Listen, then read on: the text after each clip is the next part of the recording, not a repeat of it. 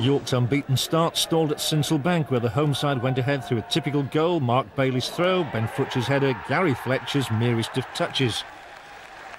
After 2 away victories, York weren't short on confidence, but Richie Hope's rising shot was as close as they were to come.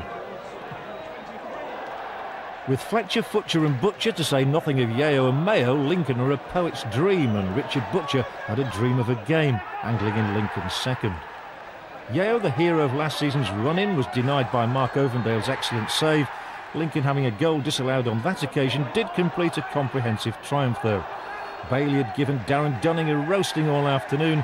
When the defender whipped away his legs, he discovered referee Mr. Friend anything but his dismissal, leaving York's 10 to go down 3-0 courtesy of Mayo's spot kick.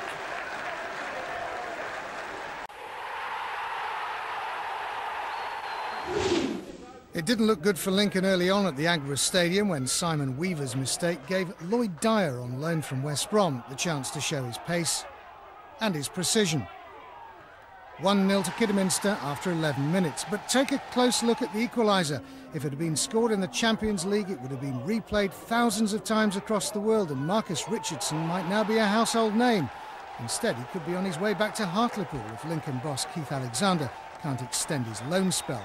The winner was rather more mundane, a long throw and a pinpoint header from Richard Butcher, but it was just as significant. It was the Imps' second away win of the season, and after a shaky start to the season, that's 6 games without defeat. They're moving in the right direction. Lincoln's playoff final hangover that saw them take just 1 point from their opening 4 games is well and truly over. They're now unbeaten in the last 6 games. The partnership of Butcher and Richardson has scored 5 times in the last 3 games, and they both came close to adding to their tally.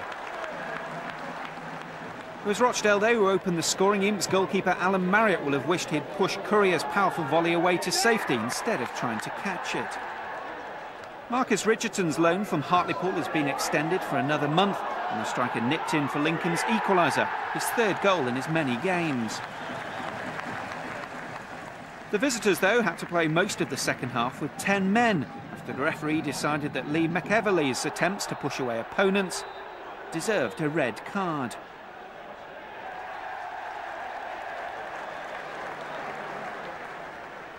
The Imps pressed for a winner, with Francis Green firing just over the bar.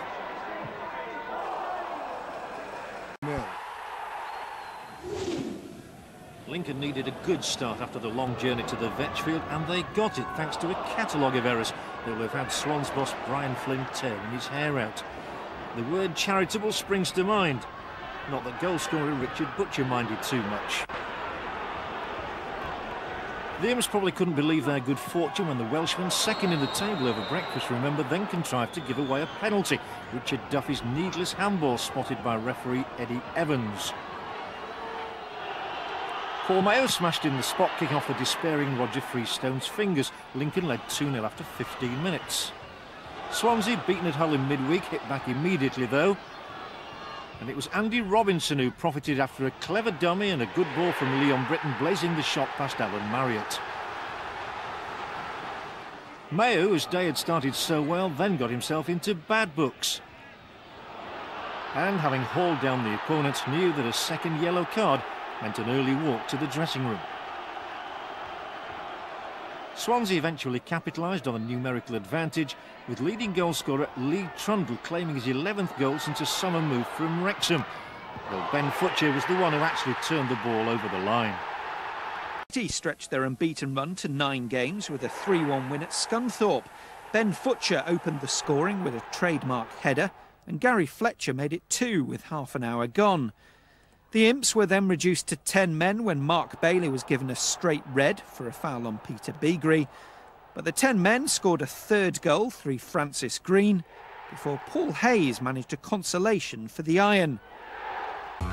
Across all competitions, Lincoln were unbeaten in 10, Huddersfield had won 5 running. It was the visitors who scored first through Andy Booth's 4th goal in 6 games. But the second half belonged to Lincoln. Gary Fletcher brought the home team level on the hour. And soon afterwards, Marcus Richardson put the Imps in front for the first time.